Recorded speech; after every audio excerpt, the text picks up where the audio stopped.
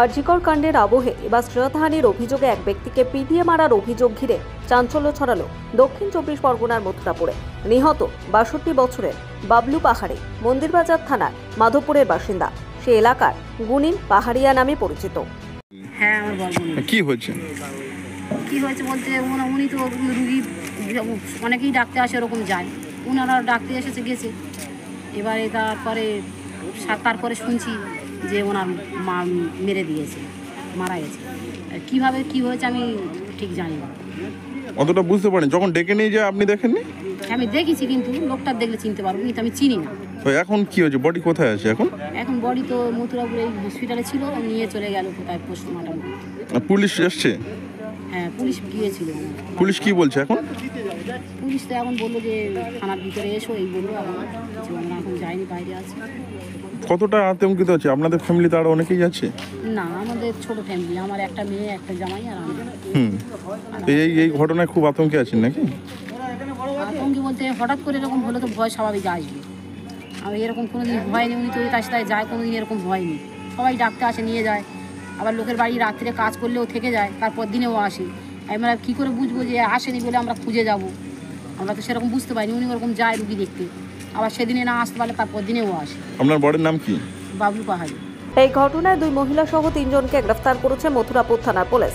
ঘটনার সূত্রপাত গতকাল বেলা মথুরাপুরে হরিণখালী এলাকার বছর 27-এর এক মহিলা অসুস্থ হয়ে পড়ে। পরিবারের লোকজন ভাবে মহিলার ভূতে চেপেছে। তখন গুনিন পাহাড়িয়াকে ডাকা হয় ওই বাড়িতে। অভিযোগ, মহিলাকে ঝাড়ফুঁক করার নামে শ্লীলতাহানি করে সে। মহিলার পরিবারের লোকজন ক্ষিপ্ত হয়ে গুনিনকে পেটাতে থাকে। পিটুনির জেরে অসুস্থ হয়ে পড়ে ওই গুনিন। খবর পেয়ে গ্রামে পুলিশ যায়। তাকে উদ্ধার করে মথুরাপুর হাসপাতালে নিয়ে আসেন। চিকিৎসকেরা মৃত বলে ঘোষণা করেন। যখন একটু আওয়াজ শুনলাম বাড়ির ভেতরে যে এরকম বাইরে এরকম ঘটনা ঘটছে, তখন আমরা খুব ভয় পেয়েছি যে আমাদের এরকম আমাদের ওপরে যদি বা কোনো একটা থানা বাড়ি হয়ে যেন কোনো কিছু চাপ সৃষ্টি হয়। আপনি কি আওয়াজ পাচ্ছিলেন? হ্যাঁ, চাপ সৃষ্টি হয়, একটু চেল্লাচেল্লি হচ্ছিল। তার জন্য আমরা বলি না, ওখানে আমাদের যাওয়া উচিত নয়, যদি বা গেলে আমাদের কোনো সমস্যা হয়, যার জন্য আমরা বাড়ি থেকে বার হই। ওনাকে মারধর করা হচ্ছিল, আমরা ভিতর থেকে শুনতে পাচ্ছিলাম, একটু চেল্লাচেল্লি হচ্ছে, কিন্তু মেরেছে কি আমরা দেখিনি। এবারে তারপরে শুনছি সব আমাদের বাচ্চা কাচ্চা সব ছিল, গিয়ে বাড়িতে বলছে লোকটা মারা গেছে, কিন্তু কিসের বাড়ি মেরেছে, কেমনভাবে মেরেছে সেটা দেখিনি। লোকটা এখানে কেন এসেছিল? আমরা বাড়িতে বার হই। লোকটা এখানে কেন এসেছিল? লোকটা কেন এসেছিল ওনারা জানে। এবার ওনারা সেখান থেকে নিয়ে এসছে কি উনি এখানে এসছে, আমরা সেটা বলতে পারবো না। আমাদের এই কাজ নিয়ে আমরা ব্যস্ত ছিলাম, কখন এসছেও জানি না। তারপরে যখন মারা গেছে তখন শুনলাম, তখন বাইরে বার হয়ে দেখছি ওই লোকটা ওখানে শোয়ানো আছে।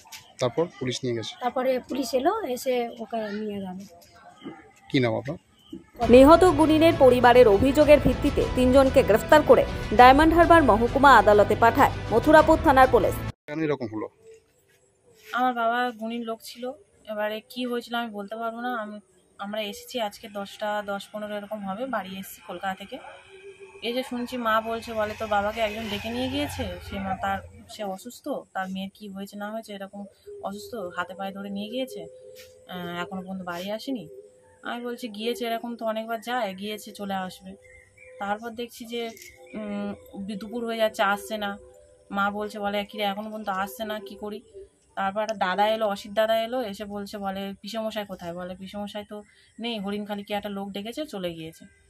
তারপরে আমার কিছুক্ষণ পর আমার ভাইয়ের বউ ফোন করলো, করে বলে পিসেমশাইকে এরকম মেরে ফেলেছে, ওরা নাকি মেরে ফেলে দিয়েছে পিসেমশাই। কেন এটা কেন করলো বুঝতে পারছি না। উনি তো গুণীন মানুষ ছিল, এবার কিভাবে ওরা কি ব্যক্তিগত শত্রুতা ছিল, কি ছিল আমি ঠিক বলতে পারবো না, কারণ এইসব বিষয় আমরা সত্যি কথা বলতে গেলে থাকতাম না।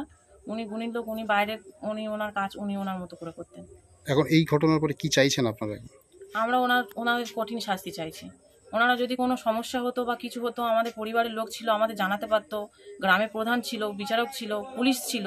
যদি আমার বাবা কিছু করতো ওনাদেরকে তো বলতে পারতো, বা ওনাদের কাছে কমপ্লেন করতে পারতো। এরমভাবে মানুষটাকে বাড়ি থেকে ডেকে নিয়ে গিয়ে মেরে দেওয়ার তো কোনো রাইট নেই ওনাদের। আইন তো হাতে নেওয়ার কারোর রাইট নেই। ওনার তো কোনো সমস্যা থাকলে বাড়ির লোকের বলতে পারতো, আমাদের তো কারোর কিছু জানায়নি। বা কোনো পুলিশকে জানাতে পারতো যে এরকম আমার বাবা কিছু করেছে বা কিছু, সেটা ওরা তো কিছুই করেনি। ওরা ডাইরেক্ট এসে ডেকে নিয়ে গিয়ে মেরে দিয়েছে। ভালো বলে ডেকে নিয়ে গেছে, কোনো আপনার কোনো- ঝগড়া ঝামেলা কিছু না, ভালো বলে এসে হাতে পায়ে ধরে কান্নাকাটি করে আমার মেয়ে মরে যাবে নাকি মরে যাবে বলেছে, বলে ডেকে নিয়ে গেছে। আপনারা অভিযোগ করেছেন?